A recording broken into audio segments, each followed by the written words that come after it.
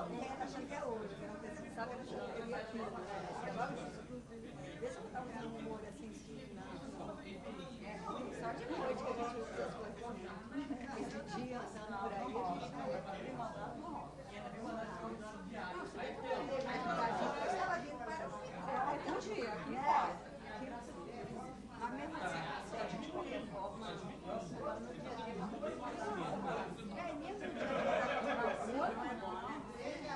mas à noite, quer dizer, você vai num casamento, aí dá pra dar um humorinho. Fora isso, tentei incentivar o povo que está no ar. Gente, mas é tão feliz. Qualidade.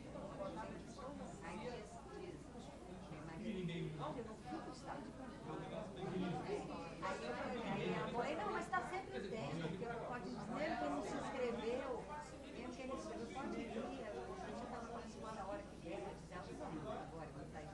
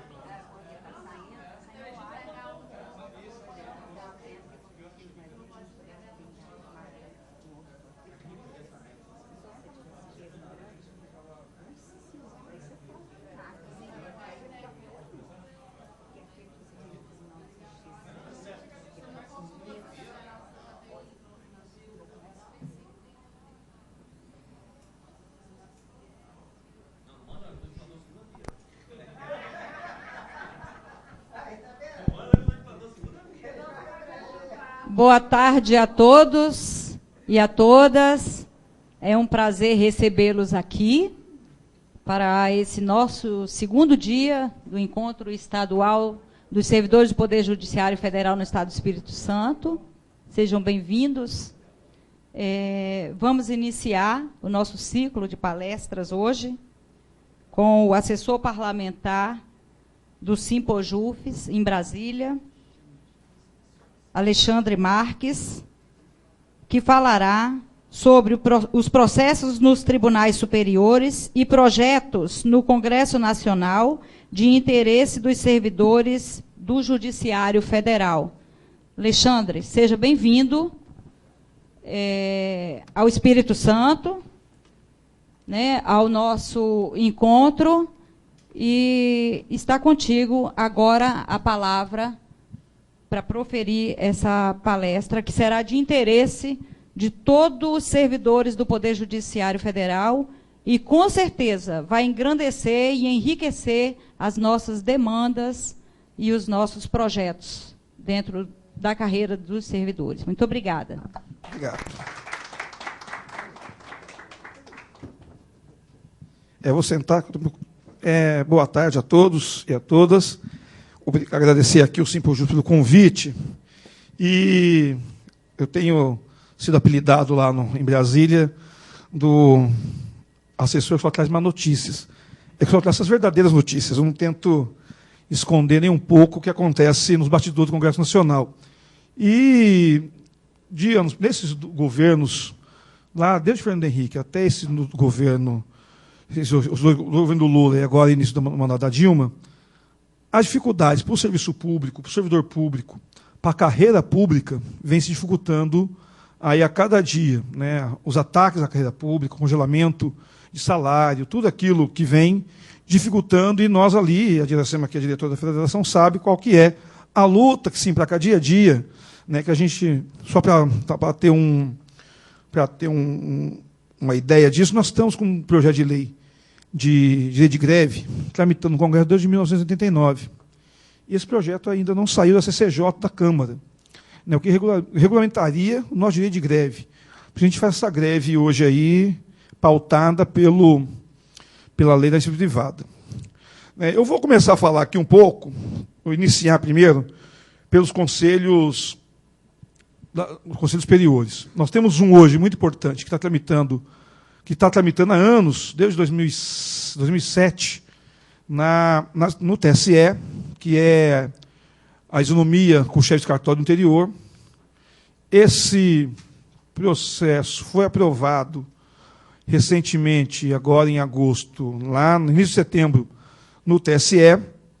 Ainda não saiu o acórdão e está indo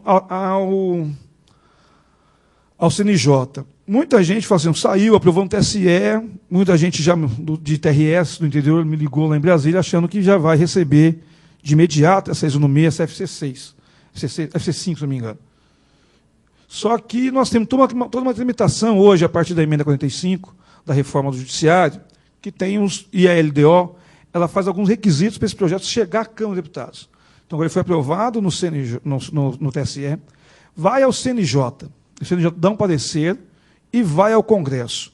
Então, ele vai chegar ao Congresso mais tardar, ou no final desse ano, ou lá no início do ano que vem. Aí, como ele não chegou até dia 31 de dezembro desse ano no orçamento, ele não está no orçamento de 2012. Então, ele só vai entrar no orçamento de 2013. Então, os TRS, entendeu? E o projeto de lei pela LDO não pode ser retroativo. Então, eu não posso retroagir a lei para o início de 2011. Então, a expectativa de aprovação desse projeto e a implementação deles para os chefes de cartório do interior é para início de 2013, seguindo o rito da tramitação legislativa.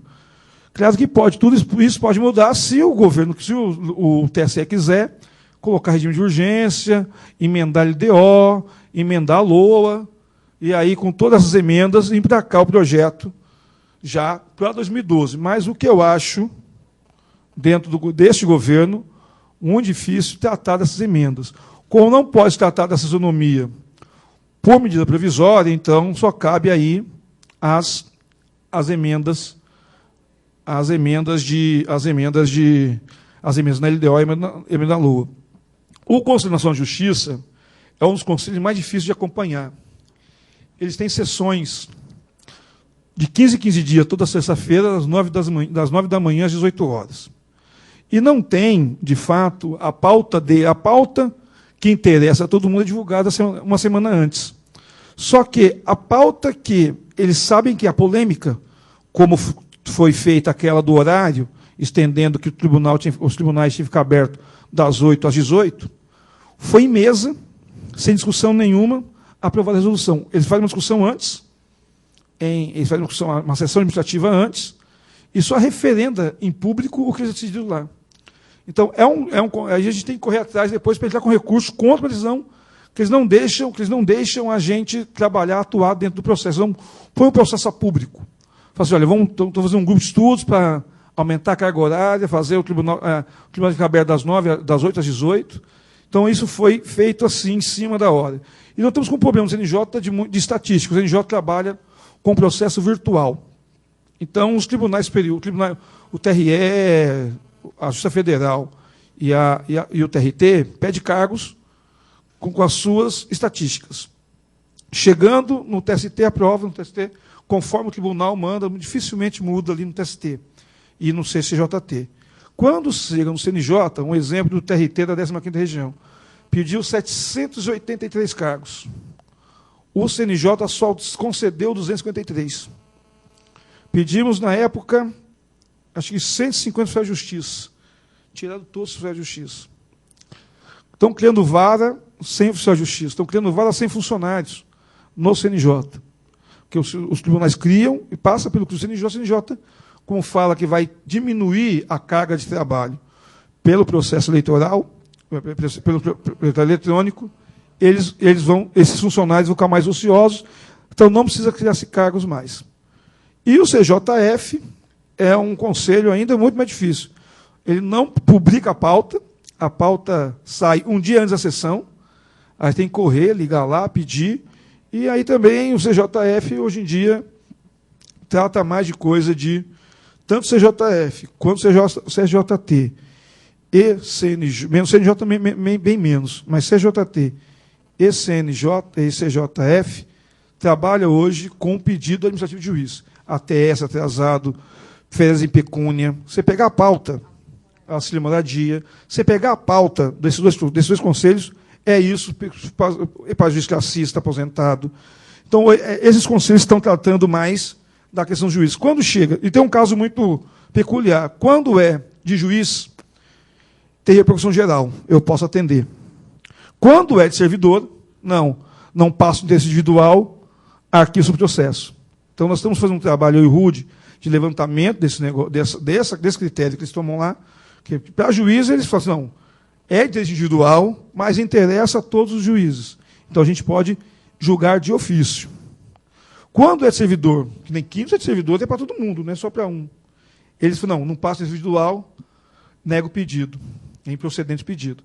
Então, nesses conselhos, o trabalho, agora nós estamos com o CNJ totalmente reformulado, mudou tudo, só ficou lá a ministra Helena Calmon, polêmica como sempre, o presidente, e os dois da OAB, que se mantiveram.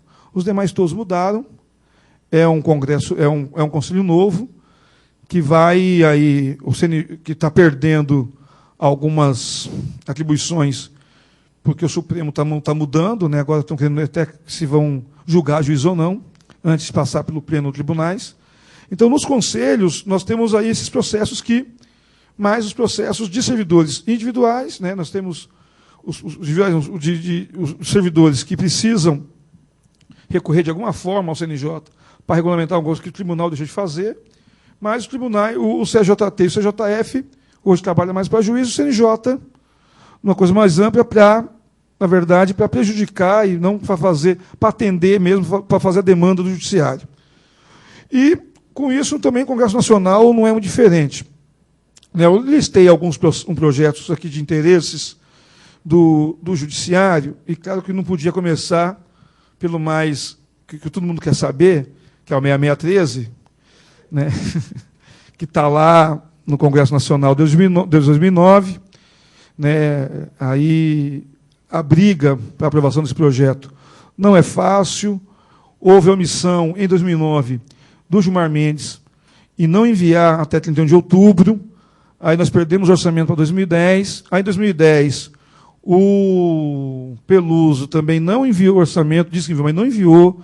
Eu falei para o marido, eu tenho que aprovar, não tem orçamento nenhum.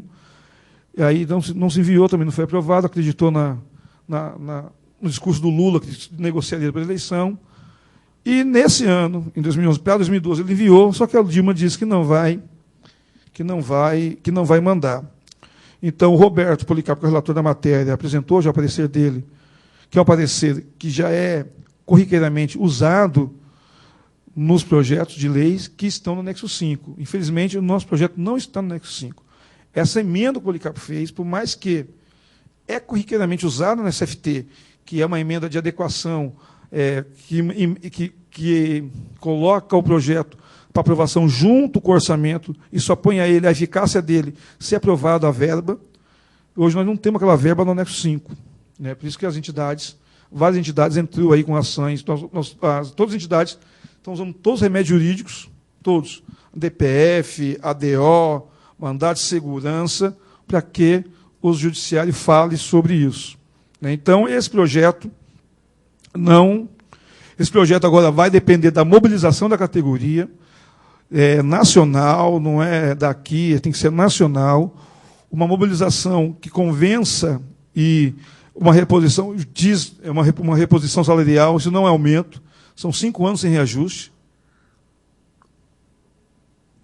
Então, existe, quem esteve na comissão mista de orçamento, o Gilmar Mendes e o governo querem aprovar aquele dos juízes, porque o Gilmar Machado falou o seguinte, lá de Minas Gerais, falou o seguinte, olha, vamos resolver o que já está no orçamento, porque dos juízes, o primeiro juízes, já está no orçamento de 2011, já está no anexo 5. Né, já está no anexo 5. E o nosso não está. E aí, esse projeto agora, com a mobilização, será uma coisa difícil.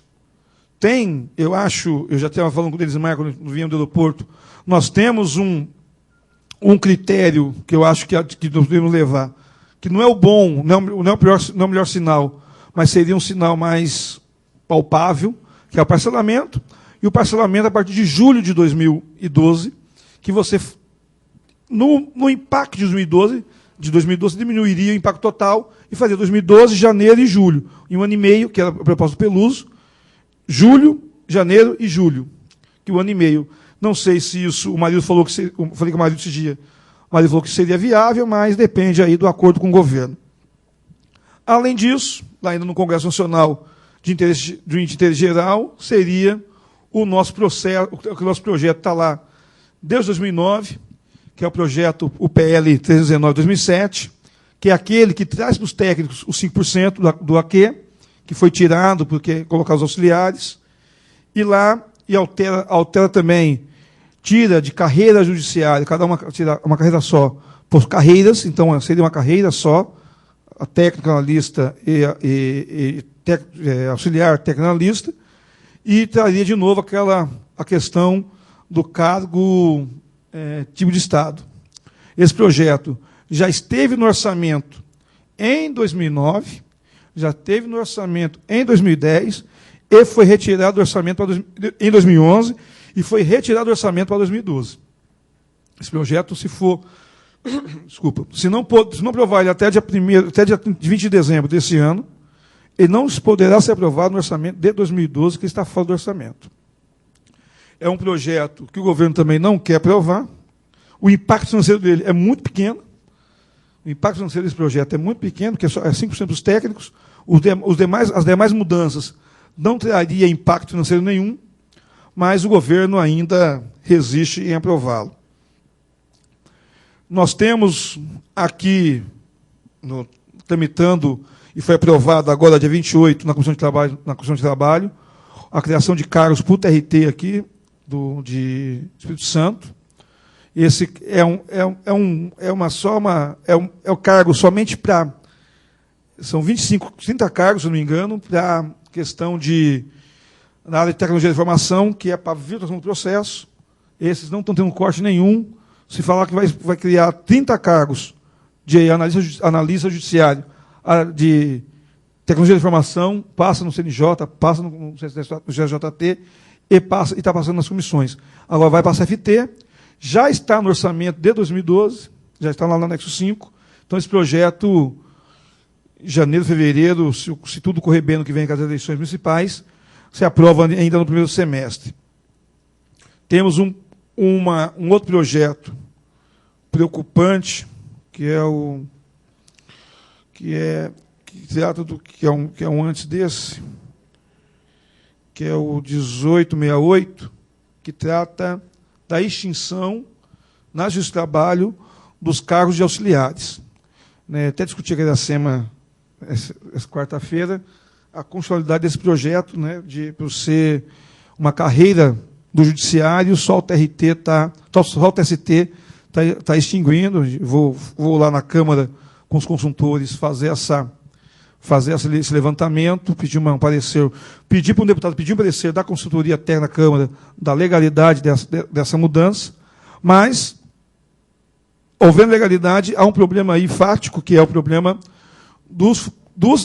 desses futuros, dos já aposentados, e dos futuros aposentados que se aposentarem nesse caso, porque, assim, se começarem, o TST fizer, o CJF já não tem, o Justiça Federal já não tem mais auxiliar nenhum, a militar nenhum. O único que tem um pouco ainda, se eu não me engano, é a eleitoral, e muito pouco. Tem também. Então, mas, assim, são 2.000 ao todo, se eu não me engano. Eu vi aqui, são 1.000 e pouco na Justiça do Trabalho e mais uns 900 de Justiça. Aí, se extinguir no próximo PCS, nesse ainda mantém. Nesse ainda mantém. Mesmo que se extinguir aqui, tem lá a tabela, o reajuste, mantém. Mas se no futuro extinguir, acabou a carreira, acabou o parâmetro para a paridade e legalidade.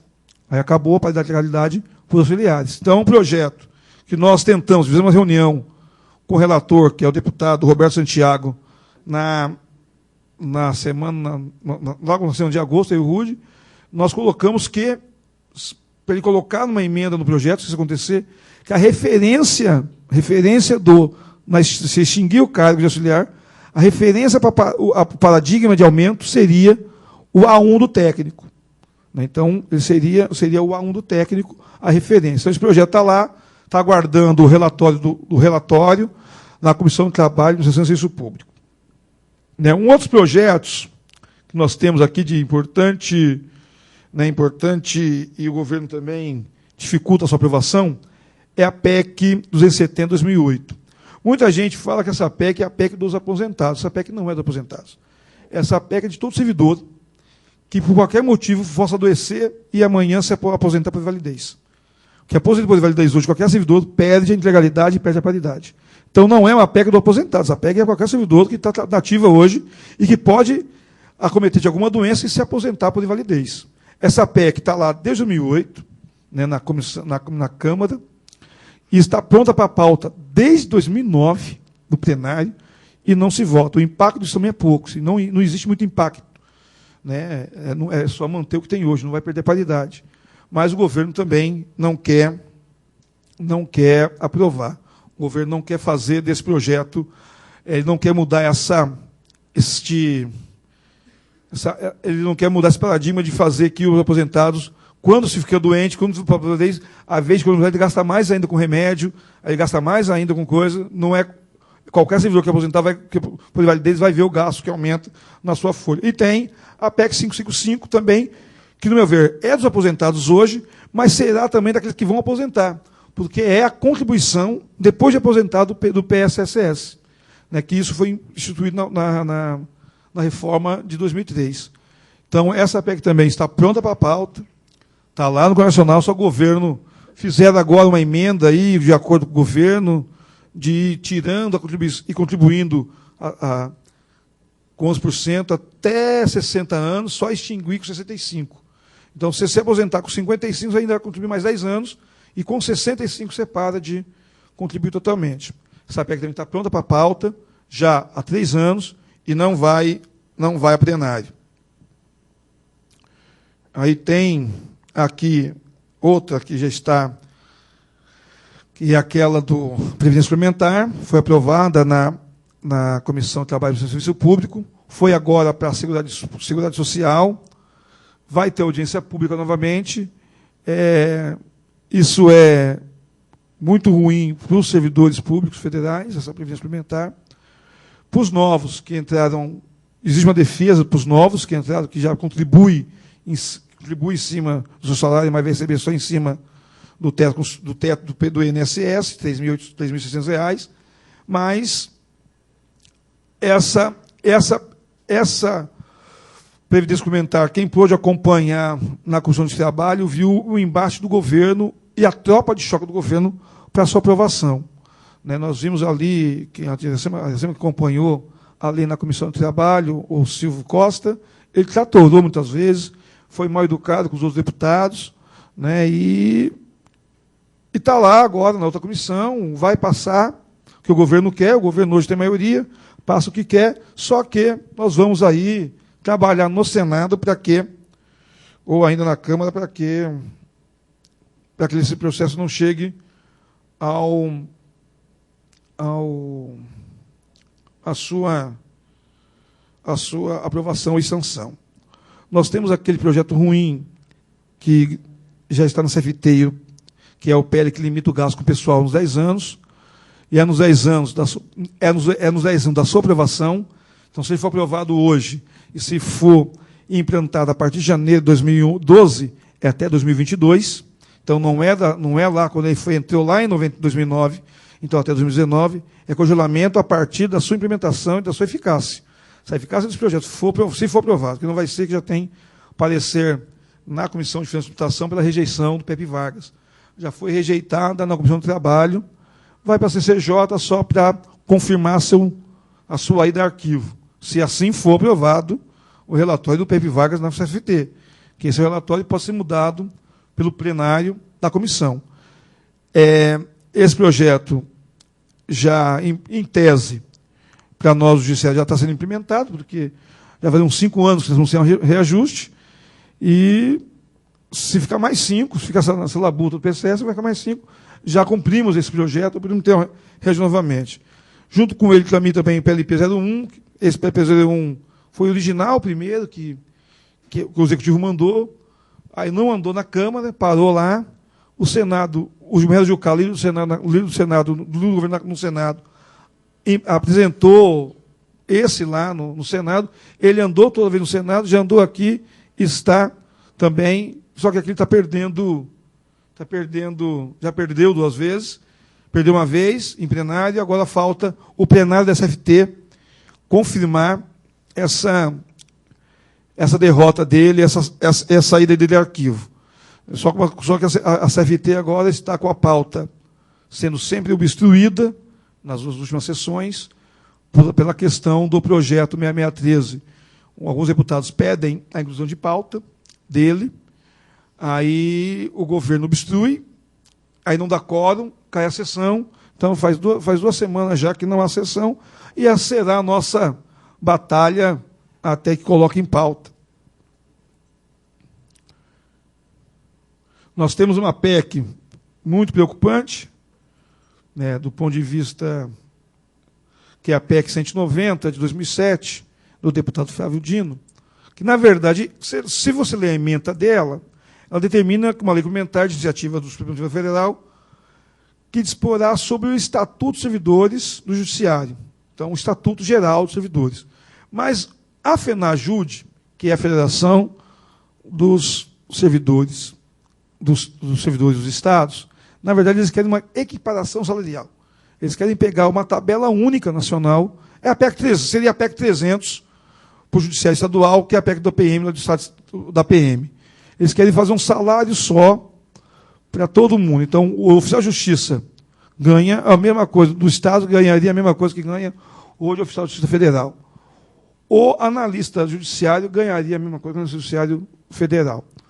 Para nós, há uma preocupação seguinte, que nosso governo, eles não vão querer elevar o salário dos servidores estaduais. Eles vão querer congelar o nosso até os estaduais chegarem no patamar dos federais. Então, essa PEC também está lá, pronto para o ordem do dia, né, foi apresentado o requerimento agora para inclusão, ainda não foi apreciado, dia 20/7. O projeto está pronto para a pauta desde 2010.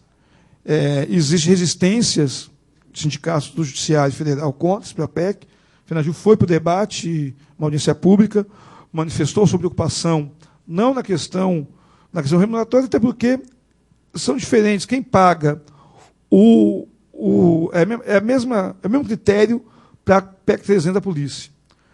O Estado, a federação não pode onerar os estados. Quem tem cuidado, quem cuida? Um estatuto geral, fazer uma carreira única, eles querem uma carreira única. Analista, mesmo nome, analista, técnico, oficial de justiça, agente de segurança, auxiliar. Isso, o estatuto, até que dá para discutir. A FENAJUDE fala, mas discutir salários é complicado, e aí a resistência até também dos próprios governadores nesse projeto. Esse projeto atinge os governadores não querem isso, que aí engessa o poder dos governadores. Nós temos um projeto que está na geladeira já desde 98, mas está pronto para a pauta da Câmara desde 2007, que é o disciplina pega do cargo público por insuficiência de desempenho no serviço público estável e das providências. Esse prego, ele demite o servidor. Essa era o saco de maldade do Fernando Henrique. Né? A Dilma, o Lula, no seu mandato, pediu para o líder do governo movimentar esse projeto. Esse projeto não andou porque há resistência, ainda bem que há resistência. É um projeto muito ruim, nós estamos de olho nele para ele não andar, ele não anda já aí desde 2007 que ele está parado, quando o Lula foi a última investida do Lula, que pediu para o Arnaldo Madeira, deputado ainda, do PSDB, o Lula pediu para ele apresentar um requerimento para a inclusão na ordem do dia. Não houve acordo entre as lideranças, então ele está lá ainda pronto para ser apreciado. Tudo votado, passou em todas as comissões no Senado, todas as comissões na Câmara. Se aprovado, vai a sanção, e aí, ou a veto, né? Mas acredito que é a sanção. Nós temos alguns projetos que é mais de interesse do movimento sindical, mas que também reflete no nosso dia a dia na questão salarial. Um é o dia de greve, que é nosso instrumento de luta para a conquista dos reajustes, e outro seria a negociação coletiva no serviço público, que a gente não tem. Nós temos uma greve hoje, nós temos que fazer uma greve nacional, que muitas vezes o presidente do tribunal acha que a greve é contra ele. Não, a greve não é contra ele, a greve é contra o Poder Judiciário, o chefe do Poder, que na inércia de não levar a reivindicação dos servidores ao Executivo, deixa o Executivo sem, o Judiciário sem reajuste. Então, o projeto de dia de greve é da Rita Camata, deputada, não sei se está no PMDB ainda, aqui do Espírito Santo. Está lá desde 2001. Hoje o relator está na CCJ aguardando o relator Ana Magela, não apresentou relatório. Né? Então, nós estamos hoje... O que dificultou nossa greve? Nós fazíamos greve até 2002 somente com a Constituição. Nosso direito de greve estava na Constituição. Um sindicato de policial federal, policial civil de São Paulo, entrou com mandado de junção para que o Supremo fizesse, que o Legislativo regulamentasse a greve. Aí foi um tiro no pé. Um tiro no pé, assim, muito ruim. Que ele regulamentou da forma que está, ruim, que aí desconta dias parados, que os tribunais agora estão usando aquela lei para fazer tudo isso. Então, nós precisamos dessa lei, dessa regulamentação da greve, para ter critérios certos para o judiciário. A greve nossa é diferenciada, a greve no serviço público é diferenciada e é necessária para ter esse reajuste. É a negociação coletiva, uma mesa negocial. Nós estamos aí desde 2009, o Peluso, o Gilmar Mendes não atendeu ainda a FENAJUF, estava na mesa, mas o Peluso não estava lá, o chefe do programa não estava, só assessoria. Quem atende os representantes das entidades sindicais é a assessoria dele. O Peluso não atendeu, tem lá requerimentos 1000 para atender a categoria, não atende. Né? Então, se não houver uma negociação, nós não conseguiríamos fazer isso. E é de um petista ainda essa alteração da Constituição, que é para colocar lá na negociação do serviço público, mas essa está pedindo ainda a criação de comissão especial. Isso não foi nem discutida ainda, está bem embrionária essa tramitação desse projeto. São projetos de interesses que nós estamos na busca aí desta regulamentação, porque senão vão ficar, que nem eu falava um dia, nós temos assim, igual a gente está com mandado de junção, é muito complicado. O mandado de junção hoje, que eu falei e falo sempre, que eu também assessoro a Japão Jus, pus em segurança, é um tiro no pé para os agentes de segurança. Se hoje, todos os tribunais de trabalho, na federal muito, muito pouco, mas na justiça de trabalho hoje, se aposentar todos de segurança, todos eles, na manhã, não sei que no TRT aqui de Espírito Santo, mas em todos eles, aposentam um agente de segurança e transformam o cargo para técnico administrativo. Então, se hoje aprovava tudo, extinguiu os agentes de segurança, porque eles pediram, que aposenta todo mundo, pelo mandato de junção, a aposentadoria especial, transforma todos os cargos, acabou os agentes. Então, a mandato de junção a gente tem que pensar muito bem, até porque que nem esse mesmo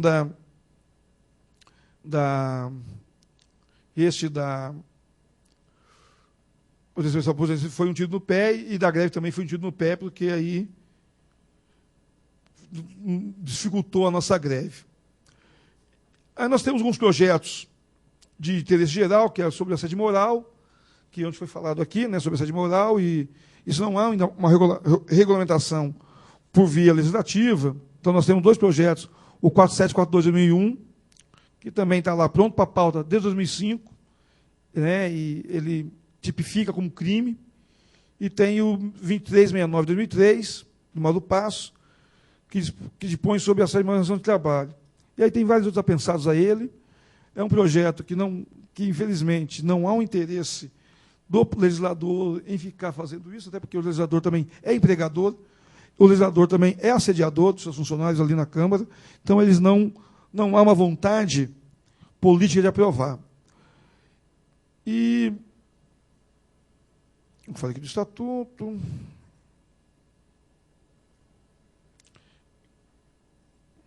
E aí, o que atinge tanto aqui os enfermeiros, de segurança, a justiça, que é a aposentadoria especial. Ontem, com o Roberto Policarpo, eu tive uma reunião com ele ontem, eu estava tratando de nos assuntos aí dos oficiais de justiça e agentes de segurança, e tratamos desse assunto também. Ele deve apresentar o parecer agora, na próxima semana, né? Não vai ter limite de idade, não vai ter, vai manter a paridade e legalidade. É a última comissão, a comissão de trabalho, aí vai a plenário, se aprovado no na comissão de trabalho e no plenário, vai ao Senado. Ele vai disponibilizar na próxima semana o parecer para a gente, antes de enviar para a comissão, para a gente analisar, aí eu passarei para alguns sindicatos, não para todos, para a gente também fazer o nosso parecer sobre se aquilo nos serve, e se não servir, propor para ele o que nos serve. Porque a polícia especial hoje, que tinha no governo, que tinha no projeto do governo, é muito ruim, é sem paridade, sem legalidade e com limite de idade.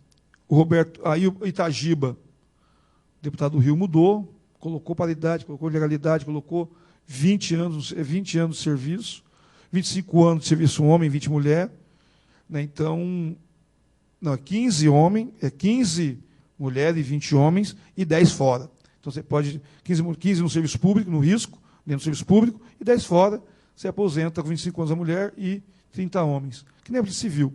Então o Roberto vai manter isso, semana que vem ele deve apresentar o parecer. O Roberto ele até falou para mim ontem assim, olha, eu estou demorando para apresentar porque o estudo é grande e eu estou aí trabalhando para o PCS. Logo que eu entrei aqui, pediram para me falar sobre o porte de arma. Eu vou falar sobre o porte de arma a pedido, até porque ontem eu tive uma reunião com o assessor parlamentar, delegado da Polícia Federal, para tratar desse assunto de porte de arma, e existe uma resistência muito grande do governo em conceder qualquer porte de arma, tanto para qualquer carreira, por causa aí do status, por causa aí dessa campanha de desarmamento que o Brasil está passando.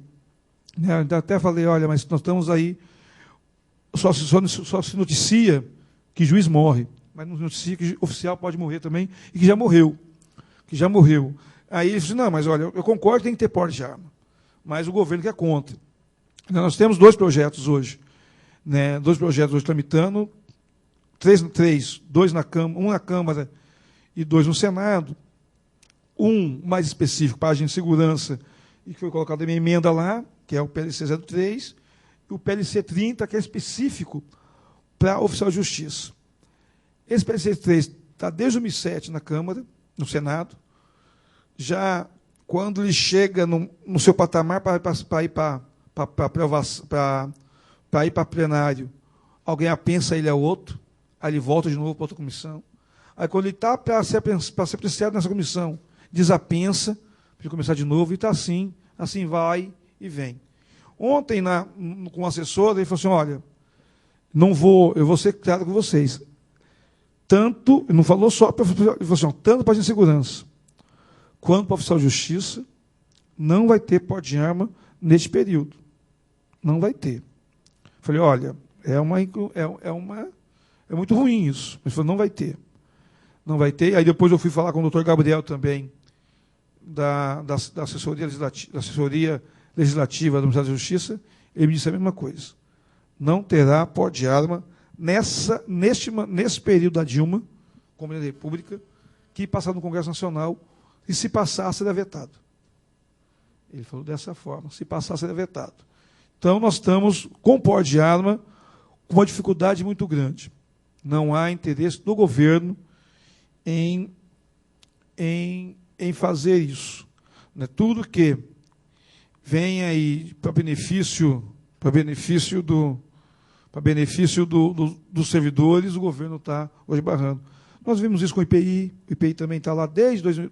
Nós temos a IPI pronto para a pauta do plenário da Câmara dos Deputados desde 1989. Está lá parado, está lá na pauta, está assim, ó, só pautar e aprovar. A renúncia fiscal é mínima nesse projeto. Mínima. Né? Se reduziu o IPI aí para cada crise, mas não se reduz o IPI para o oficial de justiça. Então, o que vem aí nessa questão do processo legislativo, de trabalhar no processo legislativo e trabalhar na aprovação de projetos de interesse de categorias, é essa quebra de braço com o governo. essa greve que o governo tem maioria. Quando é na maioria, a oposição não nos ajuda.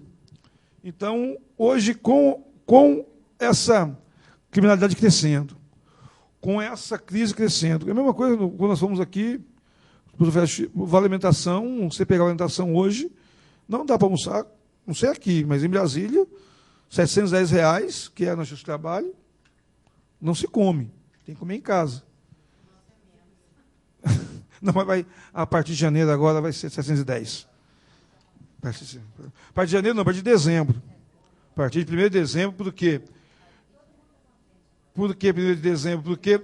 Porque a LOA proibiu o aumento de reajuste de vale alimentação para 2012.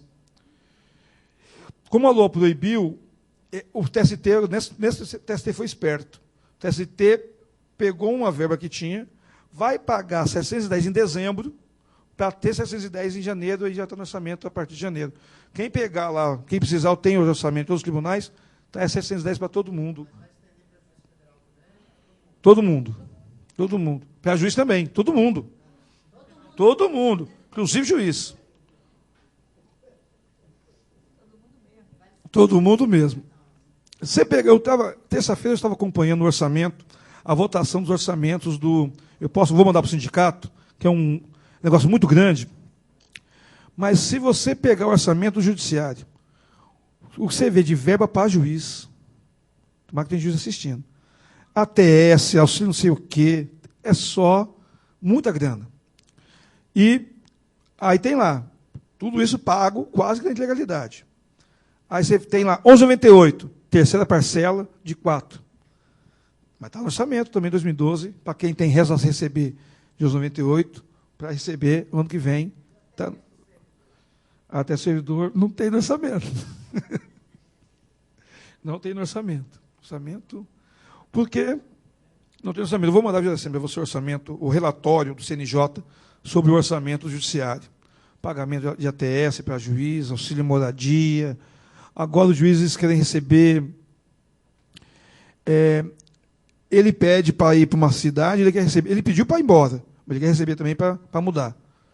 Ele só recebe quando é ofício, né? Agora ele quer receber quando ele vai a pedido.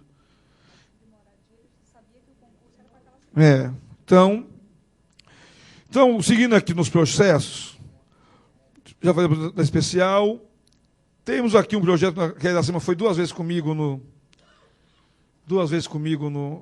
junto com o Joaquim, lá numa coisa, que também é de oficial de justiça, que é sobre livre estacionamento. Por incrível que pareça, nós não conseguimos aprovar esse projeto ainda na Comissão de Viação e Transporte, porque o relator não aparece na comissão para votar. O relator não vai lá.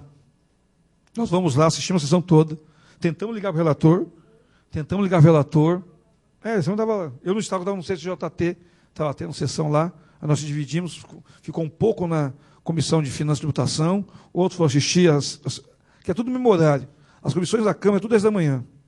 Então, se tiver vários processos tramitando em outras comissões, você tem que ficar correndo para saber qual vai ser votado.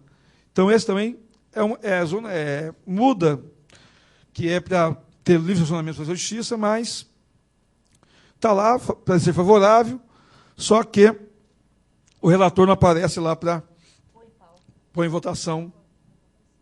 E quem apresentou esse projeto foi um servidor da Justiça Federal, nosso trabalho de Alagoas, um servidor público, que está lá também nos defendendo. E, por fim, desses projetos, tem aqui no fim, falei de IPI, falei de porte de arma.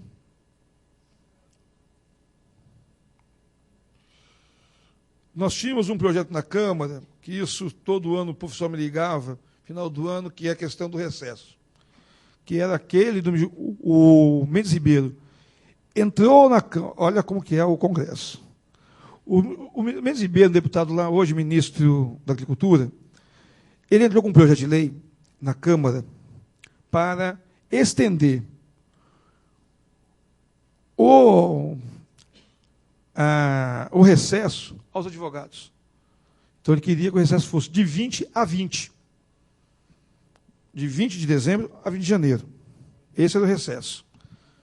Aí passou na Câmara, tal, não, aí foi diminuindo, chegou o que não é hoje, que é hoje, de 20 a 6. Isso, chegou o que é hoje. Aí chega no Senado. Quem é o relator no Senado? Também do Rio Grande do Sul. Aquele velho lá, o PMDB. Pedro Simão.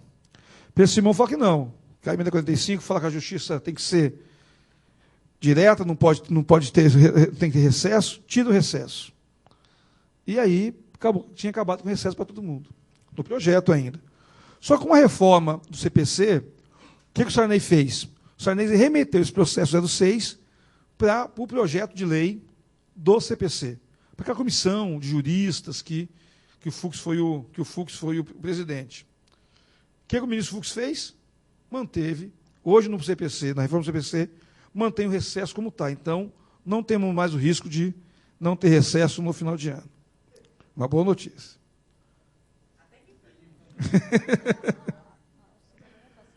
Essa alimentação também.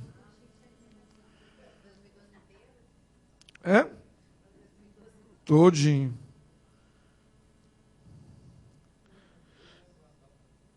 E na questão agora só para finalizar, falando um pouco do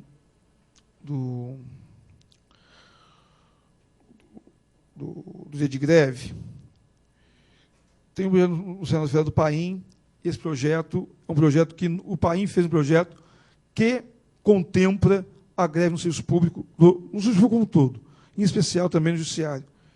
Ele não fala em serviço essencial. O serviço essencial seria dado na negociação com o patrão. Né? Então, você vai sentar lá com o juiz, aqui com o presidente do TRT, olha, vamos tratar em comum acordo o que é serviço essencial.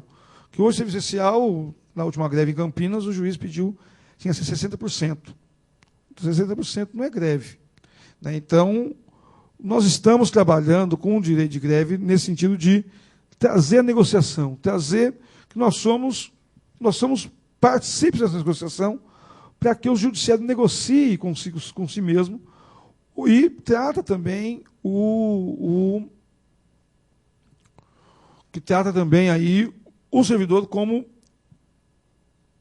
um aliado. Não somos inimigos do juiz, não. Por mais que os juízes são, hoje aí, nos consideram, né, quando se fala, eu vou entrar aqui num negócio polêmico, eu tenho que falar, quando se fala em questão de subsídio, o juiz é contra subsídio para os servidores.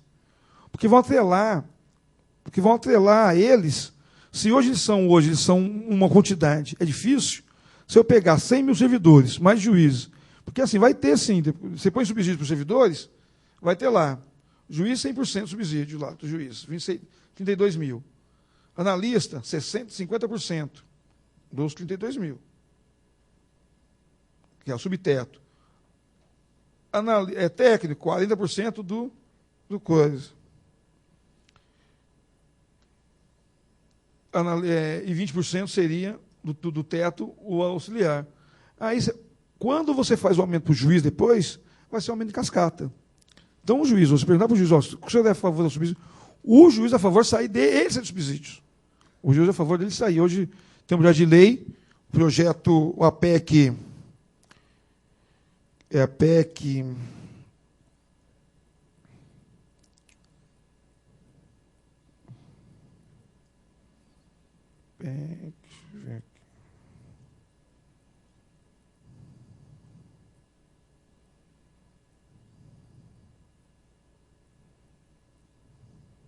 PEC 210 de 2006, onde juízes querem a volta da TS. Porque a TS eles perderam quando enviaram subsídio. A PEC foi apresentado o requerimento, agora para a inclusão de pauta, na FATSA, e eles pedem de novo tempo de serviço como componente da remuneração. Então, estão acabando, em tese, aí, com o subsídio. Por fora, auxílio de moradia, não sei o quê.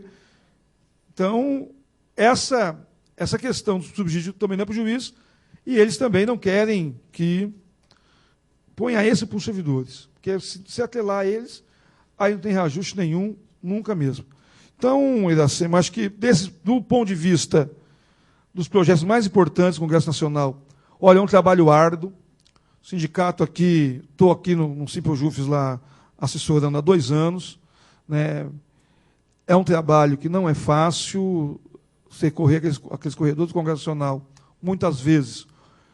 Hoje não, hoje a gente tem ainda, por bem ou mal, 3 servidores lá, que a gente, quando precisa deles, é uma de Alagoas, uma servidora, do TRT lá de Alagoas, e o menino também do Maranhão, de Maceió, um deputado, e Roberto Policarpo, porque aí, quando a gente vai lá neles, abre algumas portas, mas olha, não, precisamos dizer mais, precisamos muito mais.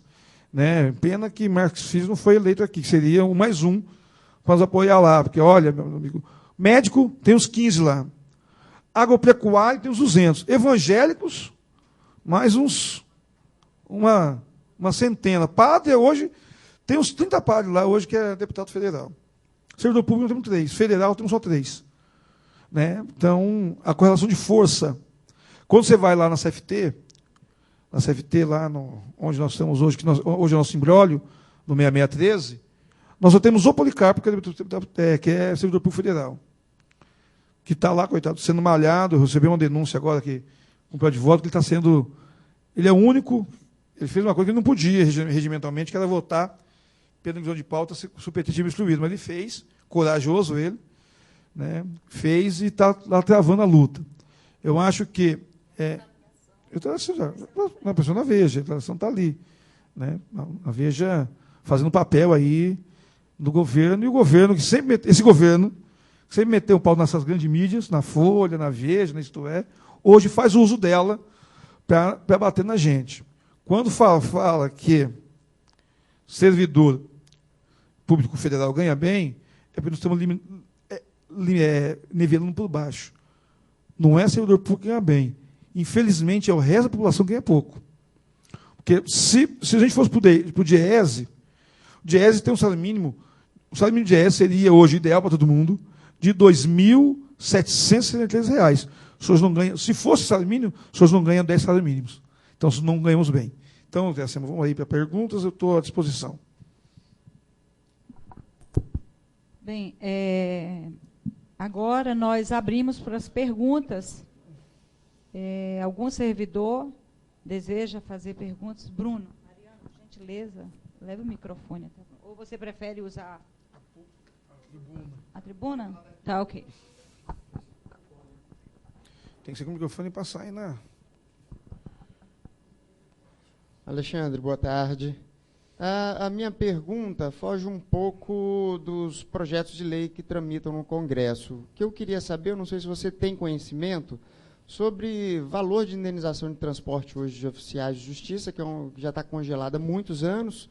Eu sei que isso aí é perante o Conselho, né, da Justiça Federal, o CJF, mas aí, se você tiver alguma informação, se há perspectivas da gente ter um reajuste um pouco mais à frente, como é que está tramitando isso? Eu sei que houve um pedido no ano passado e foi indeferido, né? Não foi aprovado esse reajuste. Mas a gente vê aí valor de combustível, de manutenção, tudo com veículo vem subindo e o nosso valor fica congelado, né? Olha, na questão de transporte, o que falta é critério para reajustes. Nós entramos já, você já vendeu com vários pedidos, foram negados, tem agora o ajuste lá do TJF, que chegou a R$ 2.300, só que o critério deles é quilometragem. Eles fizeram um levantamento do que o oficial roda, né, e fez chegou de 1.900 a 2.300 ali, um valor aproximado.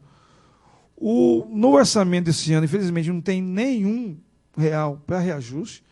Vamos amargar, se não tiver uma verba, alguma sobra no final desse ano, ou alguma coisa para o ano que vem, sobra, porque no orçamento não tem. Né? O critério, nós tentamos usar uma vez o critério do reajuste de combustível, mas no ano aí deu negativo, aí nós não queremos usar ele, porque se deu negativo, a tendência é diminuir, que para diminuir é fácil, aumentar é difícil, mas para diminuir é muito fácil. Então nós tentamos usar esse critério. O CJF, CJT, não tem um critério ainda, eles não têm um critério de como fazer isso, O CJF é muito mais fácil de aumentar, né, que foi o precursor do aumento.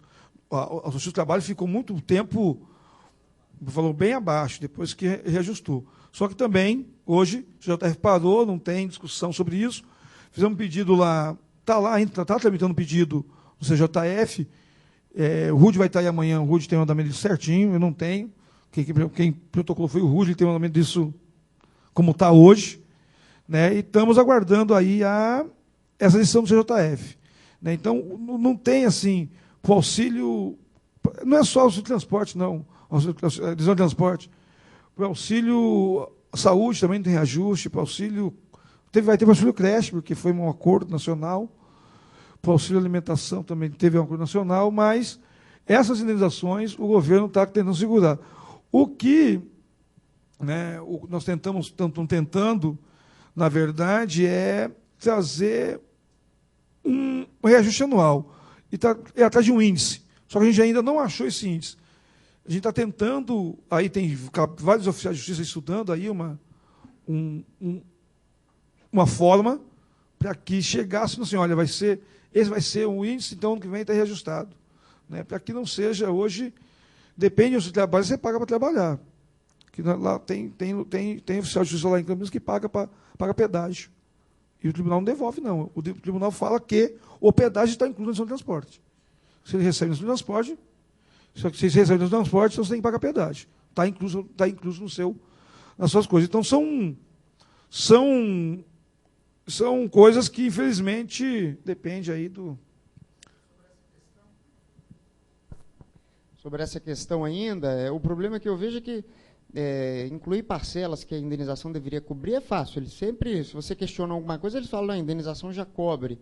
Eu não sei se, às vezes, a estratégia para tentar argumentar por um reajuste nesse valor da indenização saísse um pouco dessa questão de bater muito em combustível, né, em quilometragem rodada, e pensar em todos os outros custos envolvidos nessa questão, porque o veículo do oficial de justiça significa que o Estado deixou de ter que efetuar gasto com compra, com aquisição de veículos, de motorista, do que quer que seja. E a gente sabe que o que envolve ao deixar de comprar um veículo é desvalorização que eles iam ter na frota do Estado, seguro, manutenção, não é apenas combustível, um pedágio, não é aquele gasto imediato que a gente vê ali no dia a dia fazendo, né, durante a diligência. Você tem que abastecer sempre para estar rodando, mas é muito mais do que isso, né? Os gastos são inúmeros. Eu não sei se nesses requerimentos que são feitos, se todas essas questões têm sido levantadas, se tem entrado numa conta, como é que tem sido feito isso? Em 2009, foi feito um requerimento nesse sentido.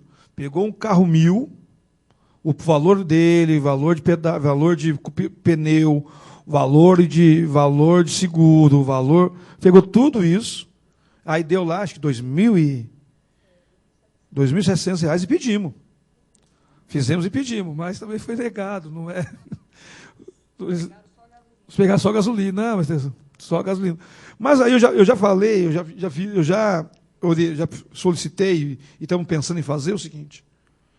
Nós temos que mostrar, porque assim, é fácil, ele só vê o papel. A gente tem que pegar, senhor, vamos ver o custo que seria. Isso é tanto para o transporte e para a redução de IPI. É mesmo indicativo. Vamos fazer hoje que o TRT aqui do Espírito Santo, a Justiça Federal, fosse comprar um carro para cada servidor para ele trabalhar. Quanto ele ia gastar? E fazer notificativo, olha, esse é o gasto. Esse é o seu gasto.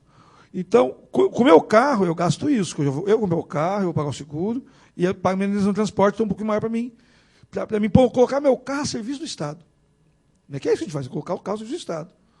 Então, a gente está fazendo esse estudo, eu e o Rui estamos tentando fazer esse levantamento, né, de quanto seria, que não é fácil. Né, porque assim, e é difícil, porque em Brasília é fácil.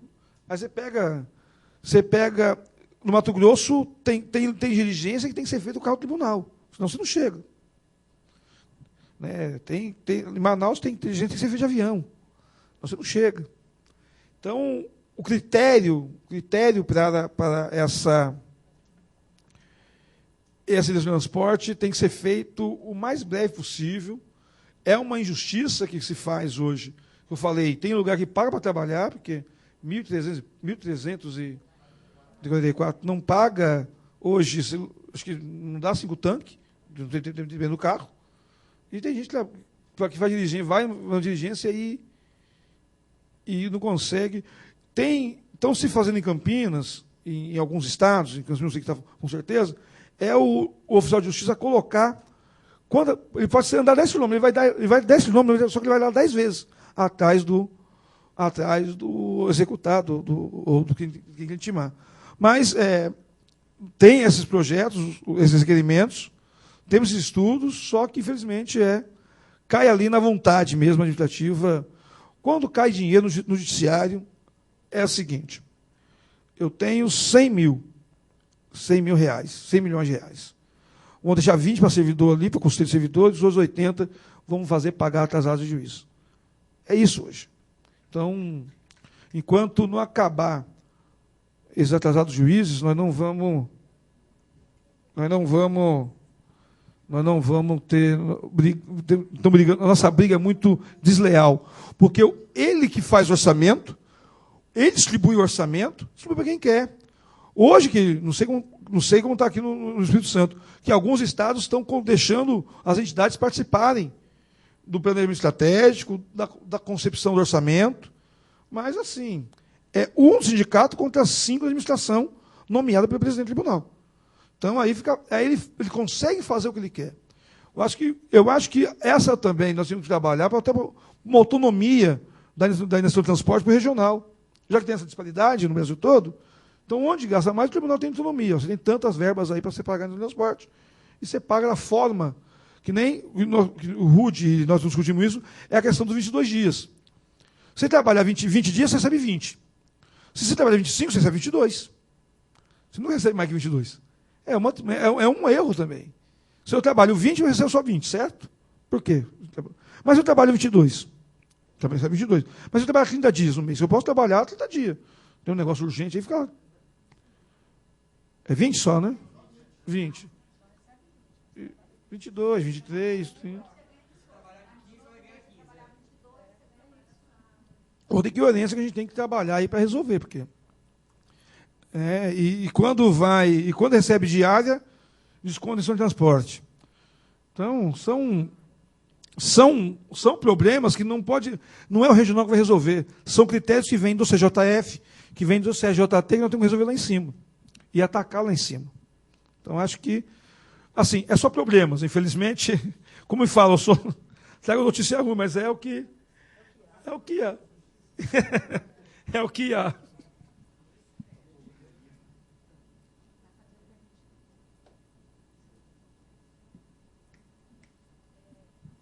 Algum outro participante gostaria? Marivel.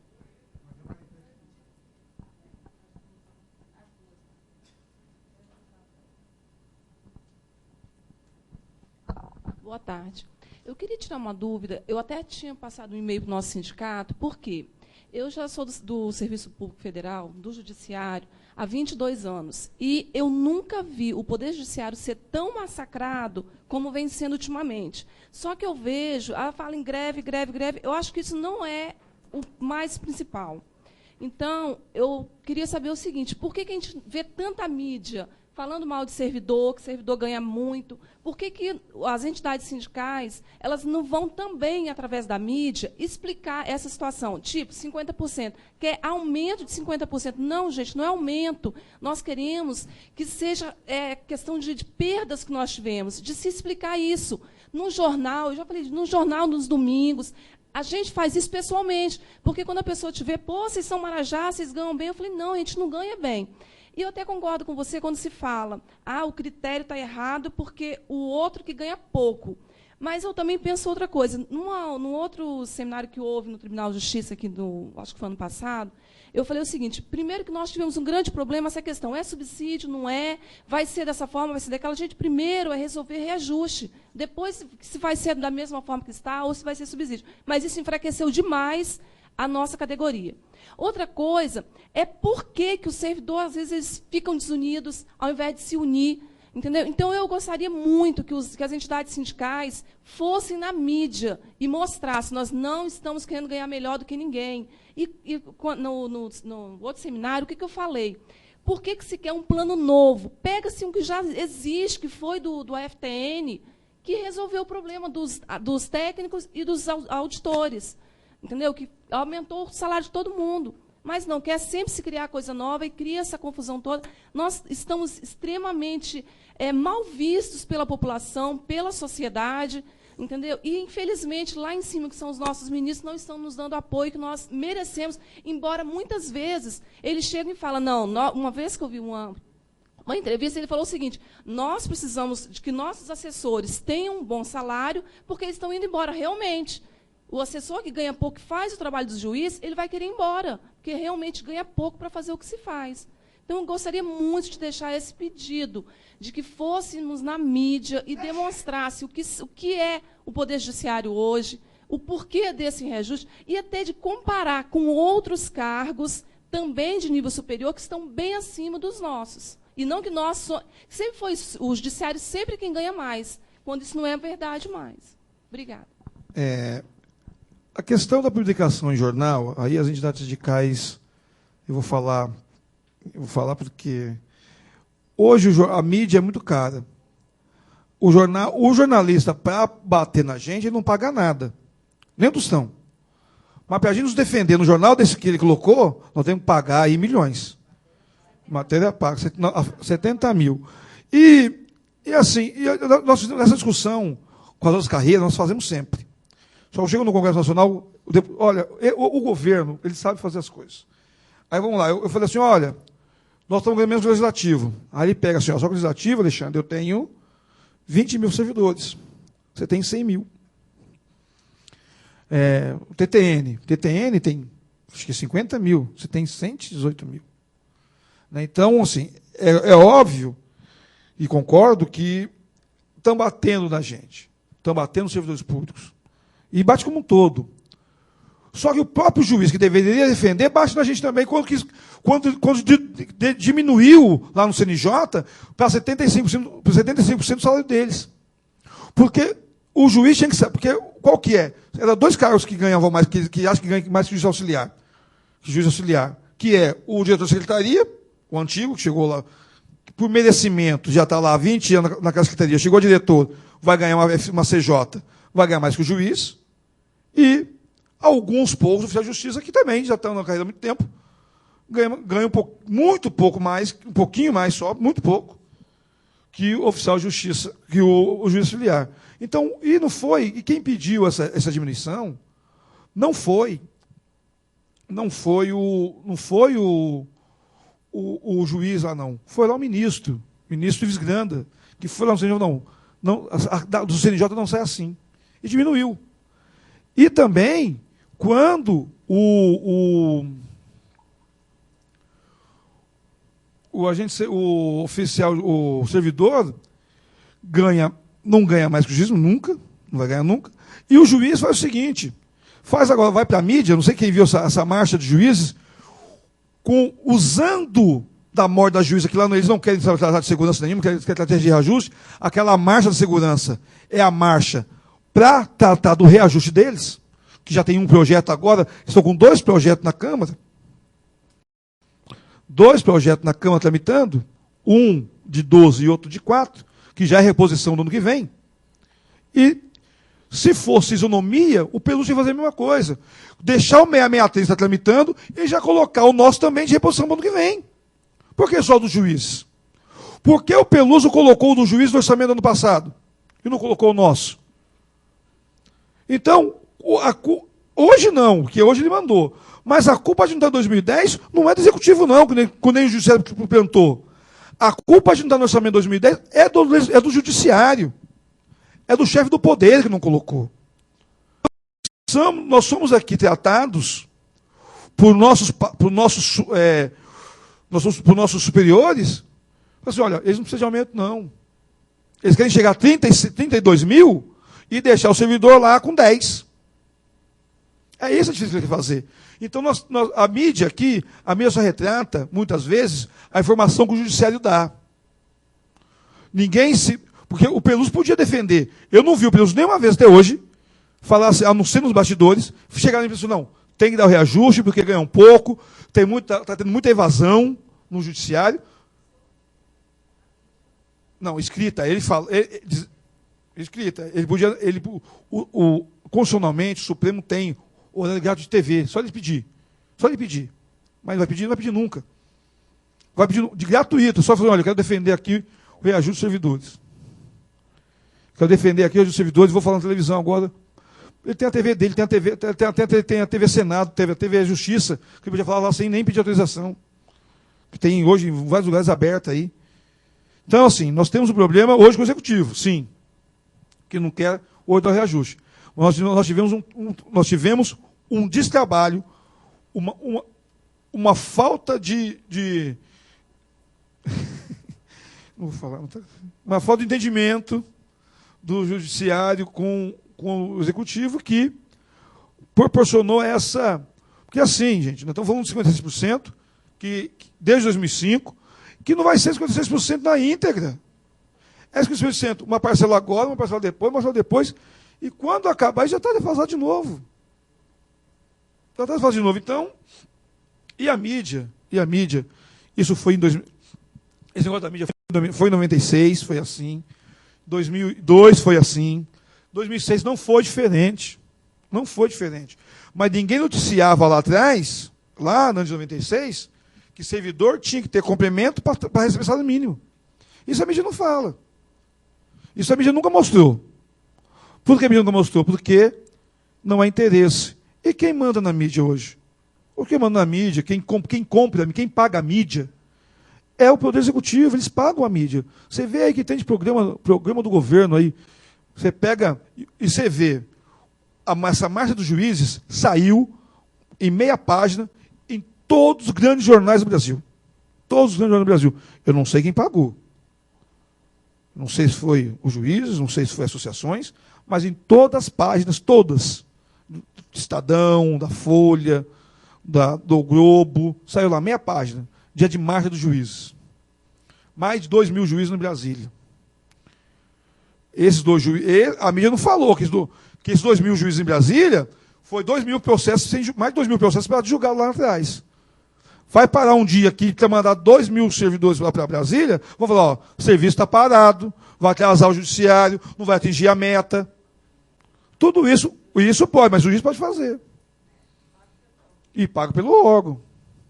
O juiz fala que vai lá e teve várias reuniões lá. Teve Coleprecor, teve reunião de juiz no CJF. Então aí reúne lá. Então, assim, a nossa briga, infelizmente, os nossos sindicatos, com as arrecadações que tem, que não é muita, com as arrecadações que tem, para essa briga com a mídia, de publicar, de querer fazer essa defesa, acho que a nossa defesa é a defesa boca a boca, a miúde, a cada um que veio para ele falar assim, carta do leitor, a gente está usando muito, cobrar que você assina um jornal, que publique, sou assinante assim, assado, assinante tal. Tem muita gente fazendo isso, e nos defender da forma que, né, procurar os deputados, o deputado não é isso, quem te conhecer deputado, conhecer senador, procurar não é isso, é mentira, nós estamos assim, né, vou ficar mais... E a tendência é ficar mais 5 anos sem aumento, se não ter esse agora, 2012 vai de novo, é o ano inteiro que não vai ter no orçamento, é só 2013. E assim, gente, se a gente não conseguir convencer e fazer para esse ano, olha, nós estamos indo que as escolas, o seguro de carro, IPVA, IPTU, supermercado, está aumentando, gasolina, está aumentando. E o salário lá embaixo.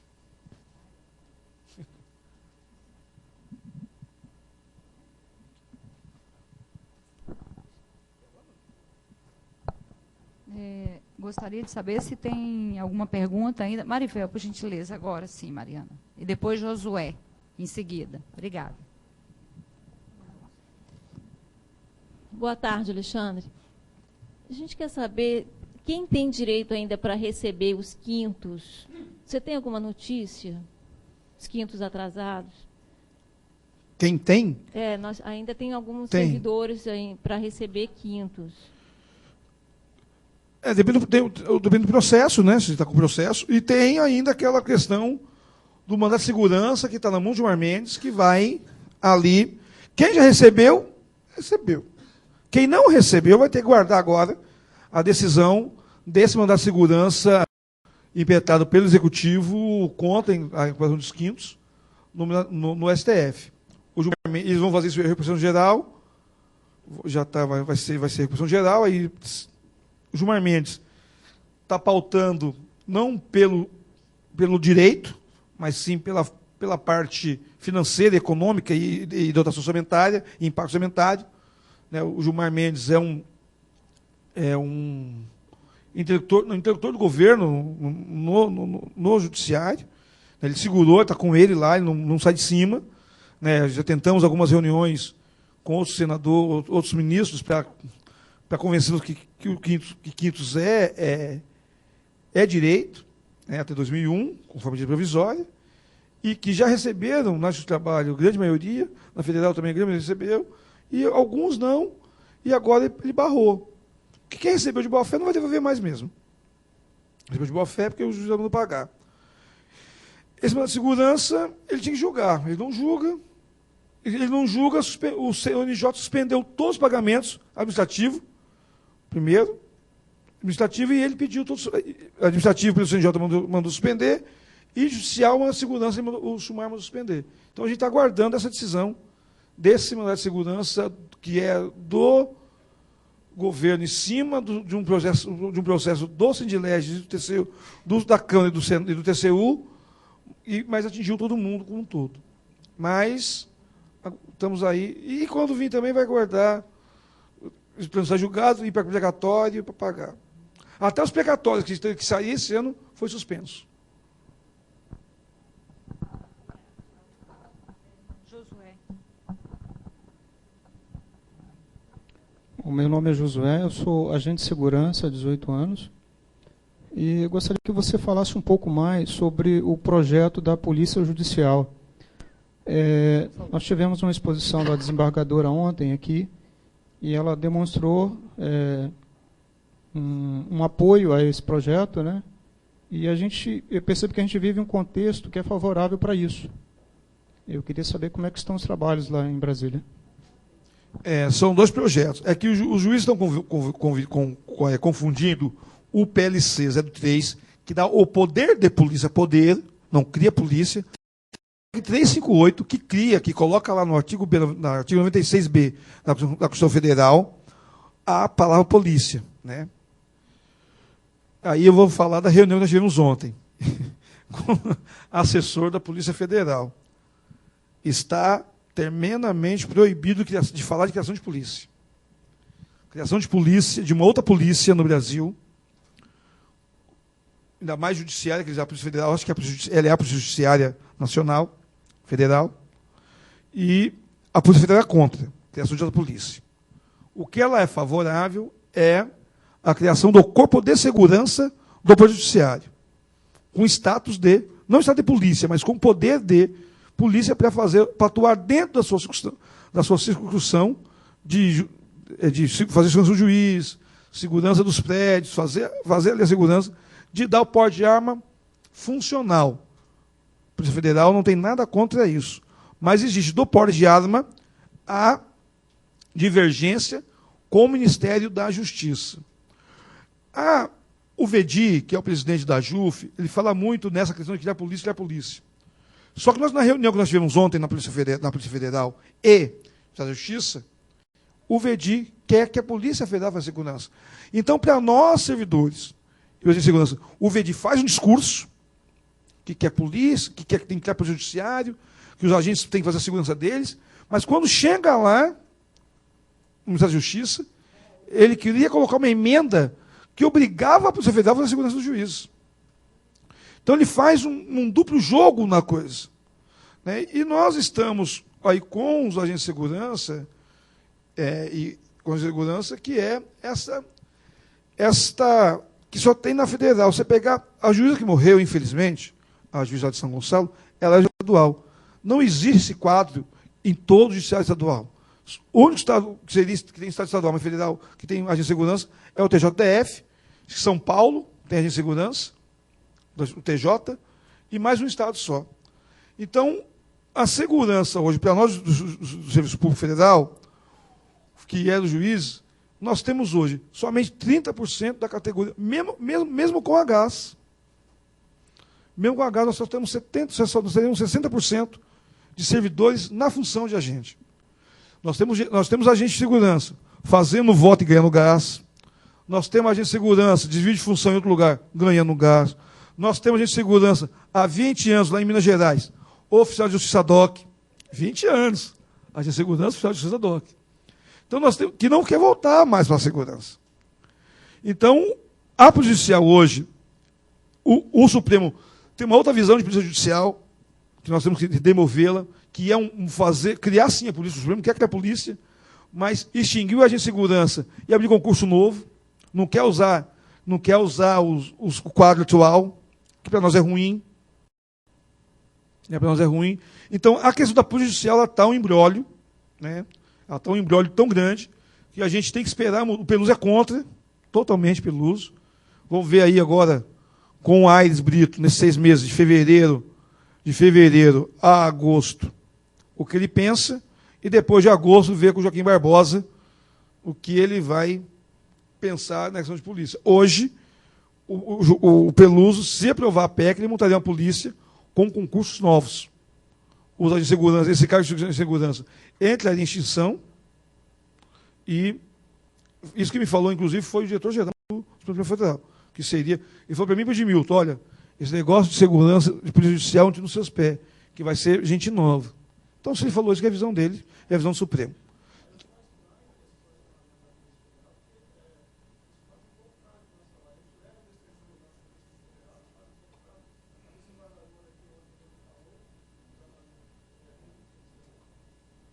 Não, eles dão, mas eles dão um tratamento ruim. Eles têm até uma proposta. Eles não querem a polícia. Eles não querem a polícia. Mas o que eles querem fazer agora, que foi até acordado com o VEDI, eles querem ver o seguinte, eles querem fazer o serviço de inteligência, a inteligência, o juiz é ameaçado. Eles fazem a inteligência e o juiz aí organiza a segurança com agentes próprios. Eles querem dar um porte de arma. Eles não são contra. Eles são contra a questão da polícia. Mas se criar um corpo de segurança com outro nome, que não seja de polícia, eles aprovam. Eles não querem a questão de outra polícia. Eles são contra a PEC 58. São favoráveis ao PLC 03, com poder de polícia, porte funcional. Né? Eles são favoráveis. Eles são contra a PEC 58, a criar mais uma polícia no Brasil. É isso que eles são contra. E a GEPUJ também está mudando essa questão de criar polícia também, porque é tanta resistência, é mais fácil ter um corpo de segurança, criar critérios, atribuições para a carreira, mais atribuições, colocar uma segurança orgânica e ter porte de arma, ter a funcional, ter a polícia especial, aí nos contempla, acho que definitivamente. O próximo é Denismar, né? Denismar, que pediu para fazer a pergunta. Por gentileza, passe para ele o microfone. Bom, na verdade não é nem uma pergunta, tá? Vou te poupar dessa. É que o Alexandre colocou aí, no início da palestra, né, a questão da comissão mista de orçamento, que está visitando vários estados aí pelo país afora, né? E, salvo engano, no dia 18 de outubro, a comissão mista de orçamento vai estar aqui no estado do Espírito Santo. Então, a gente tem a missão de estar lá também, nessa data, e o sindicato vai mandar e-mail para os colegas, para conclamar os colegas a participarem também, para a gente fazer essa gestão, essa pressão junto aos parlamentares para aprovação do nosso PCS lá, se até lá ainda não tiver sido votado nem aprovado. Então, é só assim, para lembrar para os colegas que no dia 18 de outubro a Comissão Mista de Orçamento vai estar aqui no Espírito Santo, na Assembleia Legislativa. Tá bom? É isso.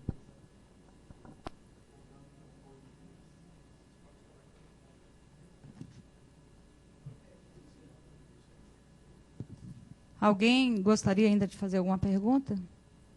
Se não, eu vou fazer. Eu gostaria, Alexandre, de te perguntar qual a perspectiva do Supremo com as ações ajuizadas em relação ao PL 6613, em relação à desobediência da chefe do Poder Executivo Federal em incluir o anexo 5, no anexo 5, o orçamento do Poder Judiciário, a nosso ver, descumprindo o Pacto Republicano e a independência e autonomia dos poderes legalmente constituídos. Eu quero saber, esclarecendo que o Simpojufes é amicus curiae, né, ingressou como amicus curiae no Supremo Tribunal Federal nas ações ajuizadas. E também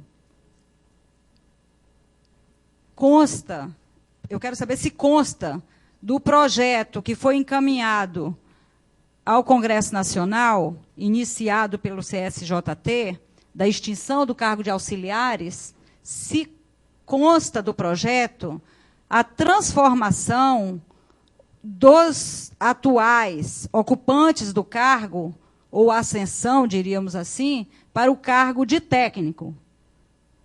Porque alguns colegas têm essa ilusão de que serão transferidos para o cargo de técnico. Eu quero saber se consta do projeto essa possibilidade, essa inserção, que a gente imagina ser inconstitucional, mas como tem colegas que ainda têm dúvidas e pensam assim, eu gostaria que fosse esclarecido se foi mandado nesse anteprojeto essa transformação aí. Do 6613, o ministro Joaquim Barbosa, relator de uma das ações, foi implementada pela Japojus, e que o Simpojufes também é amicus curiae, a Japojus teve que provar primeiro, em 10 dias, que tinha associados em pelo menos 9 estados, isso foi comprovado, tem. E aí ele deu agora o prazo de 5 dias para o Executivo e 5 dias para o Legislativo se manifestar sobre omissão. Eu acho que é o momento, com todas as outros remédios jurídicos implementados pela Japojus, pelo SINDIJUS-DF, pelo SINCRAJUF, e aí onde o SINDIJUF é amicus curiae, é o momento do Judiciário mostrar para que veio. E mostrar também os poderes. Olha, então agora você vai ter que colocar. Até porque podemos ser lá tirados depois que essa briga é só para omissão de colocar. A briga, depois de tiver com o orçamento, é para manter também outra luta. Né? Outra luta manter ele no Legislativo, que o governo tem a maioria. Mas eu acho que essas ações serão eficazes na questão da implementação, do envio, na verdade, do projeto de lei, do orçamento, da divisão do orçamento do PL do 6613 no orçamento de 2012. Na questão dos auxiliares, a única transformação que existe ali é na vacância dos cargos, de todos os cargos, transformar alguns cargos em técnicos judiciários, os cargos vagos já. Não os cargos... O que é o cargo de extinção? Nesse projeto do TST. Vão aposentando, ficando em stand-by. Não preenche mais. Aí, quando aposentar todo mundo, eu transformo alguns cargos em técnicos e outros em analista. Mas só depois que todo mundo se aposentar. Não existe ali, em nenhum momento, até porque é inconstitucional também seria, né, promoção, ascensão sem concurso público, né, mas não existe isso não. Quem tiver, infelizmente, pensando nisso, vai ficar depois muito chateado que não vai acontecer isso. Ali é aposentadoria, aposentou, vai para extingue, transforma o cargo em outro cargo, e aí põe em concurso aquele cargo para aquele específico cargo lá de técnico, de analista, mas os atuais vão aposentar como auxiliar judiciário como entrada. Isso.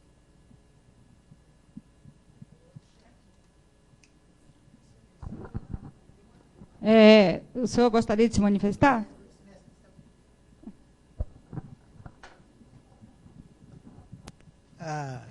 colega Moraes é do Citraeng, A Minas dúvida Gerais. que você colocou aí é séria para quem é auxiliar. Porque, veja bem, se ele aposenta, o cargo fica vago para o tribunal transformá-lo em técnico ou analista. Ele aposentado na ativa, ele vai para um quadro suplementar? Porque só vai existir técnico e analista, como que vai receber a aposentadoria dele? Isso que eu queria que você esclarecesse. Eu não estou fazendo tutu aqui na cabeça dos auxiliares, não, mas ele aposentou. Olha só, mas... isso. Esse é o problema. Não, mas olha só. Essa seria uma preocupação que a gente ainda não está tendo, porque a extinção é só na Justiça do Trabalho e mantém no PCS. Você pegar o 6613, que seria o parâmetro, está lá, analista, técnico e auxiliar. O problema é, se todo mundo começa a seguir o que está acontecendo com a Justiça do Trabalho, aí lá no PCS daqui 4 anos, né, lá em 2014, na eleição, ou reeleição de Dilma, é sempre assim, na eleição, aí eles tiram auxiliar. Aí sim, nessa retirada auxiliar, que não teria o parâmetro para paridade e legalidade. Acabou a paridade, eles vão para o INSS. Eles vão ter aumento, aqueles aumentos que dá para o INSS. Então, mas não pode.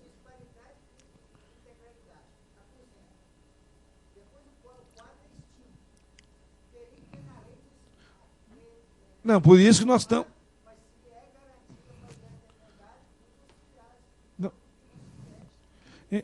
Então, o que nós fizemos lá, a emenda nós propomos para o relator, é que ele use como paradigma o A1 do técnico, que os aposentados, mesmo hoje que ainda não tem perigo, mas nós já estamos colocando na lei, no projeto de lei, que o aposentado, o auxiliar aposentado, quando a extinção dele do PCS, será o A1, o salário dele será sempre o A1 do técnico. Então, toda vez que aumentar, a paridade dele vai ser o A1 do técnico. Toda vez que subir o A1 do técnico, sobe o salário dele. Ele passa a receber como técnico A1, só depois de aposentado, se extinguir o cargo. Hoje não, ele aposenta como analista, como auxiliar, porque está no projeto de lei. Saiu do 663, saiu do PCS o auxiliar, todos os aposentados passam a ser técnico para a questão remuneratória, passará, já aposentado, passará a ser técnico A1, sem progressão da carreira. Vai parar ali, estagnar. Mas vai para ser sempre para o paradigma para ele ter reajustes, paridade e legalidade. O senhor entendeu?